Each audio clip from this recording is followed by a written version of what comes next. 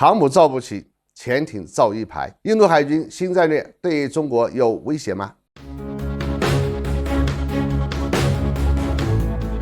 大家好，我是罗富强，欢迎来到富强观察室。本期我们聊的话题是印度把海上对抗中国的手段从航母转向潜艇。最近一段时间，受新冠疫情和技术能力的综合影响，印度海军的装备建设计划开始发生了一些显著的变化。其中最主要的内容就是放弃了超级航母的建造计划，转而把资金投入潜艇部队。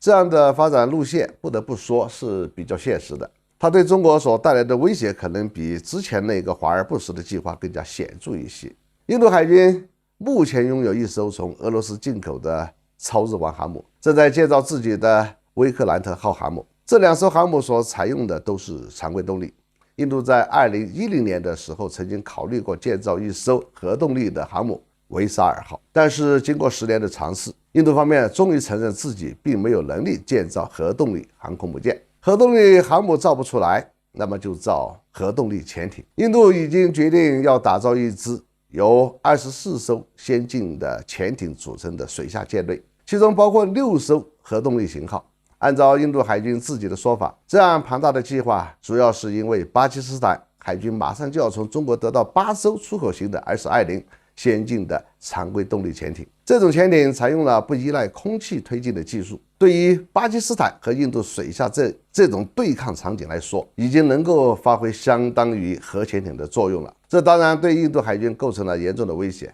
成为印度大规模扩充潜艇部队的理由。应该说，造24艘潜艇比造一个核动力航空母舰战斗群要现实得多，这也算是印度在现实面前碰壁之后做出的理性决定。然而，这样一个决定给中国海军乃至印度洋上的海上航线所带来的威胁，却比航空母舰的战斗群更大一些。我们来简单的计算一下，24艘潜艇按照1艘维修、1艘维护、1艘除航的比例，那么至少可以保持8艘潜艇在水下巡逻，其中有2艘是核潜艇，6艘是常规潜艇。我们要特别注意的是，这2艘核潜艇的最大的优势是能够长时间在水下高速机动，速度往往可以超过30节，不但远远超过一般的货轮，甚至比很多的驱逐舰、护卫舰的速度都要高。而且核潜艇的续航能力是无限的，这就意味着如果在一次围歼当中抓不住它的话，它就立刻会跑得无影无踪，然后重新选择攻击阵地来反杀自己的对手。相对来说，水下航行速度很慢的常规潜艇所带来的危险就要小多了。到目前为止，印度还没有能力成功的制造出自己的核潜艇，只能依靠向俄罗斯租借的方式来保持核潜艇部队的人员训练。但是本着料敌从宽的原则，我们不能认为印度人就永远造不出核潜艇，特别是印度与俄罗斯、法国都保持着良好的合作关系，这2个国家可能会在重金诱惑之下，会不会向印度转让一些核心技术，甚至直接帮助印度制造核潜艇？那么对于中国海军来说，要想有效地应对这种威胁，就必须建立起强大的远洋反潜能力。航空兵是最有效的反潜手段。在冷战时期，美国的航空母舰上有专门负责反潜的北欧海盗型反潜机。